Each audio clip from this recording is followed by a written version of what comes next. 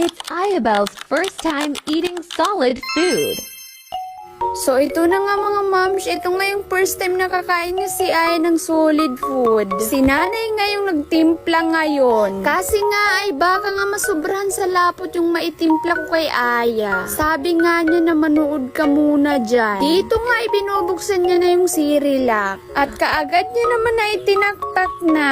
Eto na nga yung mangkok na in-upload ko nung nakaraang araw lang. At gusto nyo nga din ng ganitong Baby's Feeding Essential Set ay may in-upload nga akong video at nasa baba nga yung link para nga ay makapag-check out na nga din kayo mga moms. Balik nga tayo sa pagtitimpla ni nanay ng Cerelac. Eto na nga po pala. Kulang pa nga sa mainit na tubig kaya nga ay dinagdagan niya pa. Dito nga ay nasakto na niya. Eto na nga yung consistency na gusto niya. Pagkatapos nga ni nanay matimpla ay pumunta na nga kami kaagad sa cottage. Dito nga namin pakakainin si Bibi Aya. Tingnan nyo nga yung postura ni Butchong. Wala pa nga siya dyan sa mood. Kagigising nga lang niya dyan. Hinalo-halo na nga ni nanay yung Cerelac para nga may pagkain na kay Butchong. Tingnan nyo naman at bihib lang nag-aantay si Butchong sa pagkain niya. Dyan nga ay kumakain na yung batuta. Abay at parang beat nga ni Aya. Banana nga pala yung flavor ng Cerelac ni Aya. Malaking tulong nga din yung upuan na nabili ko dito sa Shopee. Bukod sa nagagamit ko nga siya sa pagpaligo kay Aya, ay magagamit ko nga din siya sa pagpakain kay Aya. Sobrang bilis naman ng panahon. Kumakain ka na ng solid food ngayon, Butchong. Hinayaan ko nga lang muna siya dyan habang pinapakain ng lola niya.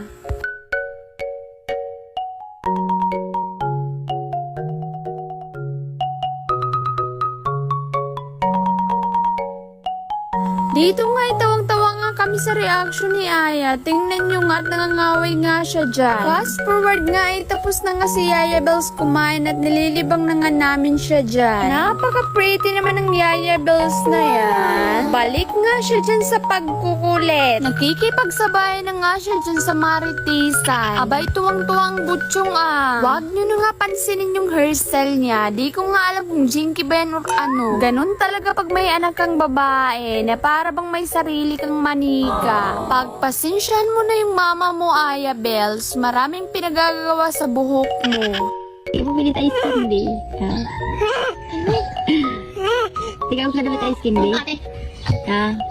Marunong na nga sumagot-sagot ang Aya Bells. Apakadaldal na ng batutang to. May marites na kami na sobrang cute. Hay nako Aya Bells. Dito na nga nagtatapos yung video. Salamat sa panonood.